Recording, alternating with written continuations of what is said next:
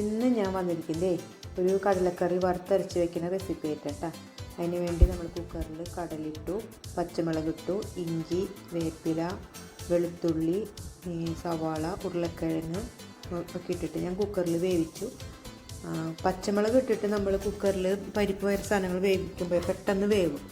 പിന്നെ നമുക്ക് വറുത്തരയ്ക്കാൻ വേണ്ടിയിട്ട് മല്ലിപ്പൊടി ഉണ്ടായിരുന്നില്ല, അപ്പോൾ അതിന് ഞാൻ നാളികേരവും നമ്മുടെ പച്ചമല്ലിയും പെരിഞ്ചീരകം കൂടിയിട്ട് നല്ലോണം മൊരിച്ചു. മറ്റേ വേപ്പിലിട്ടിട്ട് മൊരിച്ചതിന് ശേഷം കുറച്ചൊന്നായി കഴിഞ്ഞപ്പോൾ മുളക് പൊടിയും അതിൽ കൂടെ മഞ്ഞൾപ്പൊടി ഇട്ടിട്ട് നല്ലോണം അങ്ങോട്ട് വറുത്ത് വന്നപ്പോൾ ഗ്യാസ് ഓഫ് ചെയ്തിട്ടുണ്ട്. പിന്നെ ഞാൻ മീറ്റ് മസാല ഇട്ടിട്ട്, അല്ലെങ്കിൽ അത് ഒന്ന് ഭയങ്കരമായിട്ട് റോസ്റ്റാവും, അപ്പോൾ അത് ടേസ്റ്റ് ഉണ്ടാവില്ല. അപ്പോഴേക്ക് ഞാൻ പുട്ട് പൊടി നനച്ച് വെച്ചിട്ടുണ്ടായിരുന്നു കേട്ടോ.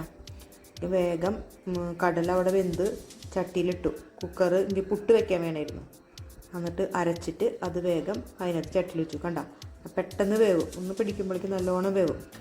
ആ ചട്ടിയിലിട്ടതിന് ശേഷമാണ് ഞാൻ തക്കാളി ഇട്ടത്. തക്കാളി ഇട്ടു, നമ്മുടെ ഉപ്പിട്ടു, അത് ഞാൻ കാണിക്കാൻ മറന്നുപോയി. എന്നിട്ട് പിന്നെ അരപ്പൊഴിച്ചൊഴിച്ചു.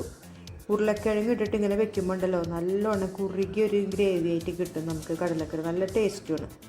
പിന്നെ പുട്ടും കടലയും പപ്പടം ഉണ്ടായിരുന്നു, കട്ടൻ ചായയും കൂടി ഞങ്ങൾ ചായ കുടിച്ചു.